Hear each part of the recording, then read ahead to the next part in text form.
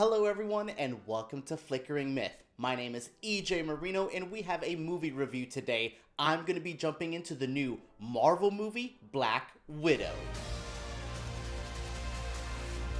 This movie is a bit interesting to talk about. There is two sides of my feelings. On one hand, I do think it's an enjoyable film that has a pretty solid, beginning, middle, and end with some striking cinematography and some fun acting. Now, on the other hand, oh boy, do I think some of the comedy in this movie is god-awful, and I just feel it's so low scale compared to other Marvel movies. Hell, even some of the TV shows, that's the pickle that Marvel is in right now. They're producing some TV shows, and some of their latest movies have this over-the-top, really important feeling to it, and that makes it a must-see film. Black Widow is enjoyable, but this is far from must-see. Other than the post-credit scene, which everyone will be talking about, other than that, there isn't a lot that I think expands the MCU and really didn't really do much for this character. I do think this is, I'm happy for Black Widow fans. I do think it does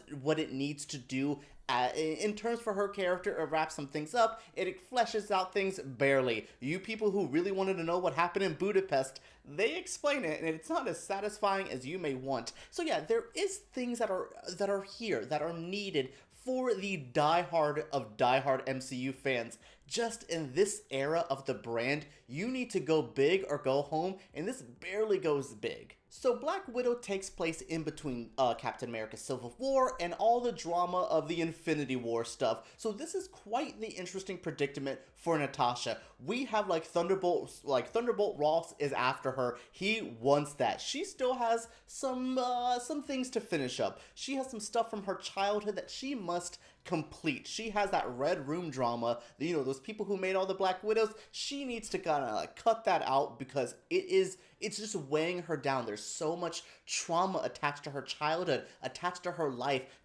from the Red Room. So she has to take it down. But there is someone named Taskmaster on her butt, and they're going after her. They're going to try to kill her in their cool Taskmaster way, because Taskmaster's a character that can mimic everyone's fighting style. Yeah, I thought this was a pretty decent setup, and for the most part, for that first half of the film, I was engaged. This film looks gorgeous. It has an indie movie quality. I was just like, okay, I can see why Cate Shortland, I believe is the director, I can see why she's here, because she has a sensibility, unlike a lot of the other Marvel movies. She really scaled things down in a really beautiful sense. Like I said, with the cinematography, with some of the score, it's not as crazy and big as some of the other movies. That I liked. Now, when we go to the story and when we go to the action, it is definitely a little bit small scale, like the other stuff that I enjoyed, but that doesn't work on a smaller thing. I think some of the fight scenes don't feel as bombastic, as big as they should have. There is one between Black Widow and Taskmaster on a bridge. I was engaged, but by the last couple of fight scenes, I was just like, okay, what are we doing? This movie is a lot of a tale of two films for me. I'm somewhere in the middle, and I do think Black Widow's story is really cool, especially when she starts getting with Yelena, played by Florence Pugh. Oh my goodness, a godsend to this film, to this franchise. What Yelena is about to do in the future of the MCU, she could be the one to watch. She's really good here. Now, Rachel Weisz and David Harbour are in this film. I don't like them as much. I don't think they are as entertaining as the film thinks they are, but there were some people in my press screening who did laugh at all of the David Harbour jokes, so there's going to be people there. I found the comedy in this movie to be very distracting, as I usually do in some of the MCU stuff, but yeah, I just wasn't as engaged there. So all of the supporting people are okay, but it's really Florence Pugh's film. Even when I hate both villains that are kind of featured in this movie, I'm just like, okay, we have Florence Pugh, she's doing good, she's mocking Natasha. Yeah, I really like all of that, but then there's just so much here that just weighs it down. It could be a top-tier MCU film, but this is painfully in the middle of the pack. When I mention things getting weighed down and stuff like the fights not really working for me, this falls into a lot of the typical MCU problems I have. Boy, do their fight scenes look choppy as hell. I was distracted by so many of these, especially when I'm like, that is definitely a stunt performer, not the actor who was doing that. Yeah, those are the stuff in this movie that I really thought weighed down. When the cinematography was so striking, I was just like, oh, this is gorgeous. As soon as something CG or when some fight scenes started happening or big action stuff, it loses me. There's a scene you've seen in the trailer where like they're just flying down and things are exploding from the sky.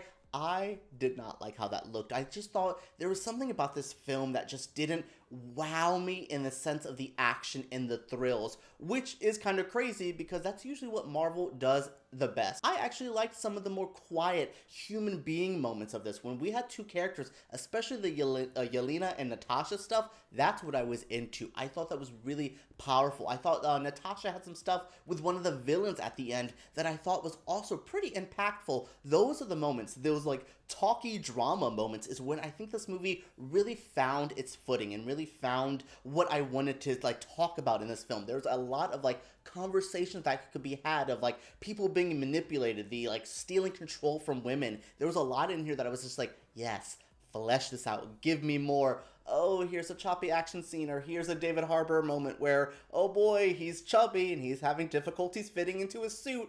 Oh my goodness, sometimes the jokes in these Marvel movies feel like they're such for a juvenile audience. It will truly take me out of some scenes where I'm just like, a joke?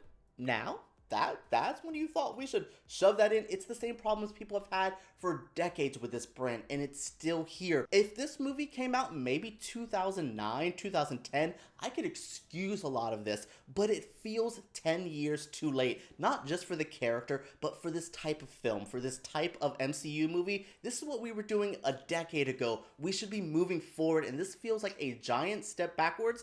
Kind of how I felt about Falcon and the Winter Soldier, which were the action military films. Let's move away from this. We're doing some cosmic crazy stuff. We're about to enter the multiverse. I don't care about political dramas from the MCU anymore. We're beyond this. Move forward, and hopefully the future of Yelena's character and some of the other characters in this film, hopefully we can move forward. I just hope it's a little bit better than this entry. As you can tell, I'm very conflicted on this movie. On one hand, it is fine, and on the other hand, there's so much more we could do. There's so much more insanity we can push forward, but we're just doing this stuff. I hope Shang-Chi is one of those films that go above and beyond, because if we're just doing a lot of phase 1, phase 2 Marvel, I'm not going to be into it, but I want to know what you guys think. What do you guys think of this review? Are you excited to see Black Widow? Let me know down in the comments below. Subscribe to Flickering Myth because we make videos like this every single week, and give me a thumbs up if you did enjoy. Alright everyone, let's talk about MCU and Black Widow down below.